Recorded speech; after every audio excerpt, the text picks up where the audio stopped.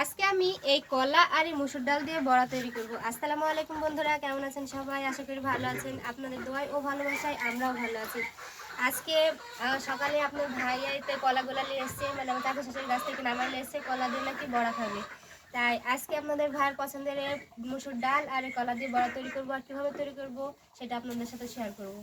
এতে আমি এখানে 4টা কলা নিয়েছি, আর কলাগুলো এরকম ছোটো ছোটো করে কেটে নিয়েছি। আর এই যে পাত্রে পানি দিয়েছি, পানির মধ্যে আমি সিদ্ধ করে দেবো। আর এই কলা সিদ্ধ হতে হতে আমি মসুর ডালগুলো শিলপাটায় বেটে নেব। এই যে এখানে আমার কলাগুলো সিদ্ধ করা হয়ে গেছে, এই কলাগুলোকে আমি এখন ছিলে নেব। এই তো এখানে আমার সব কলাগুলো ছিলা শেষ হয়ে গেছে। আর এই কলার বড়া তৈরি করার জন্য এই যেখানে মসুর ডাল বেটে রেখেছি, এখানে সমস্ত মশলা, এই যে পেঁয়াজ কাটে রেখেছি, আর এটা স্বাদ লাগানোর জন্য একটা ডিম ভেঙে নিয়েছি। এগুলো সব আমি একসাথে মিশিয়ে নেব। এটা আমি কিন্তু সব মশলা দিয়ে এখানে মাখায় নিয়েছি, এখানে সম্পূর্ণ মশলা আছে। তো এই বড়ার স্বাদ বাড়ানোর জন্য আমি একটা ডিম ভেঙে নিয়েছি, এই ডিমটা আমি এর ভেতর দিয়ে দেবো।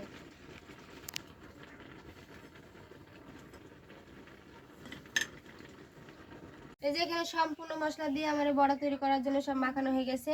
এবার আপনারা চাইলে গোল গোল করতে পারেন, কিভাবে চ্যাপটা করে এখন ভাজতে পারেন।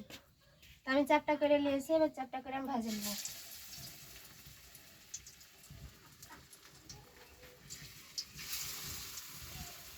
তো আমার এক পিঠ ভাজা হয়ে গেছে, আমি আস্তে আস্তে উল্টাই দিব। বড়গুলো ভাজবো তখন একটু হালকা মানে আঁচে জাল দিব, নাহলে পুড়ে যাবে, তখন ভেতরটা কাঁচা থেকে যাবে। এই যে এখানে আমার বড়গুলো ভাজা হয়ে গেছে, এরকম লাল লাল করে তুলে নেব।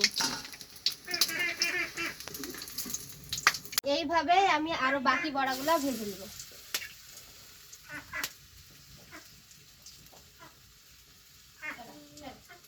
এখানে সবগুলো বড়া আমার ভাজা হয়ে গেছে। তো বড়াগুলো দেখতে অনেক কিন্তু সুন্দর হয়েছে।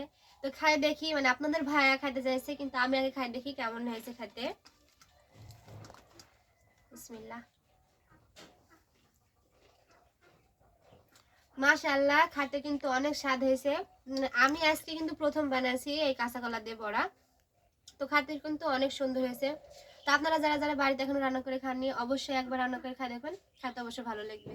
তো আজকে আপনারা যারা আমার ভিডিও দেখেন, মানে আমার রান্না দেখেন, যদি আপনাদের ভালো লাগে থাকে তো অবশ্যই কমেন্টে জানাবেন। আজকের ভিডিও পর্যন্ত, সবাই সুস্থ থাকবেন, ভালো থাকবেন। আল্লাহ হাফেজ সবাইকে।